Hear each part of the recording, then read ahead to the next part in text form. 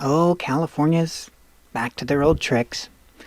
California replaces the phrase at risk with at promise to describe troubled youth in the legal code. Thanks, Governor Newsom. At risk means that the students are at risk of being in major trouble and somebody is supposed to step in and help them. And there are oodles of programs that were created to help them to reduce the risk. Well, they've apparently failed, so we're just going to change the name to something that makes no sense whatsoever, like the term at promise. If I said at risk, you could say who's at risk or what is at risk. If I said at promise, what the frick does that mean? That's not even understandable language. What does it mean at promise? Have you ever heard that in your life before? To say, hey, that's at promise. What language are you speaking? It's clearly not English. Oh, but this is California, where the students don't even learn how to speak English because it turns out all students in California might actually be at risk. Political correctness has now dumbed down so far that they're using non-English terms, non-any language terms, at promise. Children in California will no longer be deemed at risk because a change in the legal and educational code. Look, problem solved, just like Prop 47 in California. Hey, we've got a problem with drug usage and thieving. Let's make it legal. And they did. Prop 47 made drug usage, many drug usages, and crimes up to $918 legal. Oh, it's not legal. You can still get a ticket. Yeah, a ticket. And how's that working out? Well, it doesn't matter because then they passed Prop 57, which said, and if you've done any of those nasty, wasty things before we passed Prop 47, tell you what we'll do. We'll expunge your records so that you're clean as a whistle with all those crimes. Yes, California. But don't worry, the society is no longer at risk. It's at promise. The phrase at-risk youth was used to describe the children growing up in adverse conditions. Ooh, adverse, don't you mean at promise conditions? That could have made their lives more challenging. Children who were deemed at risk were given additional consideration in the punitive and educational system to ensure that their background was taken into consideration, and it apparently didn't work.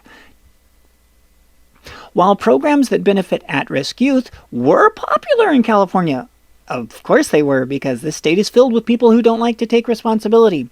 In fact, though cannot confirm it with lots of effort, pretty sure California is the #1 state of hit and runs, because nobody in the state wants to take responsibility. While programs to benefit at-risk youth were popular in California, some found the phrase disparaging. Assemblyman Reginald Jones Sawyer, a lawmaker in California, amended state law to swap out the phrase at-risk youth for the incoherent at-promise youth, because he believed the language used to describe struggling children was unfair. I heard a statement yesterday that was very apropos for right now. It said, what they're doing to Bernie Sanders isn't fair. But then again, nothing's fair. Think about that, adults. Nothing is fair. You're an adult if you already know that's true. I learned that words matter, and once they were called at risk, they almost were in the school to prison pipeline automatically. I think you're missing the order of how that works. It's the school to pipeline. It's the school to prison pipeline. That's why they were called at risk. Sawyer explained to CBS 13, "Let's stop calling them at risk. Look, problem solved. It's no longer South Central. It's now called South LA. Did the crime rate go down? No." As James Taranto says, that is the... Oh, hold on. Brain fart. It is the treadmill of euphemisms. The euphemistic treadmill. where you just keep changing the names, but if you never change the behavior, then you have to come up with a new moniker because you didn't change the behavior. So now the new moniker gets the ooh all over it. At promise. Completely incoherent. He continued, no educators, no law enforcement will... Wow, he really did say that. Let's try that again. No educators, no law enforcement will no longer be able to call our young people who make a mistake at risk. So they're no longer at risk after that. And what makes you so sure it's a mistake? You understand a mistake means you didn't mean to do it. I don't think you understand. Again, his verbiage, no educator, no law enforcement will no longer. I'm not sure that works. But then again, he's the guy that invented the term at promise, which means nothing. We're going to call them at promise because they are the promise of the future. Well, then why didn't you call them promise of the future instead of at promise, which makes no sense? And the promise of the future. Well, sir, I suggest this to you. You are now moving them from at risk. By the way, that is actually, by changing the term, it means they may not get the federal funding anymore because federal funding is only designated for children that are labeled at risk. Okay. Your term at promise, which, I'm sorry, it's incoherent. But it's going to quickly find itself, as in 3 to 5 years, because that's how long this stuff takes to sink in, broken promises. And I can guarantee you there will be a Democrat in the future that will rename it because the treadmill must continue, and it will be labeled by that Democrat, the broken promises.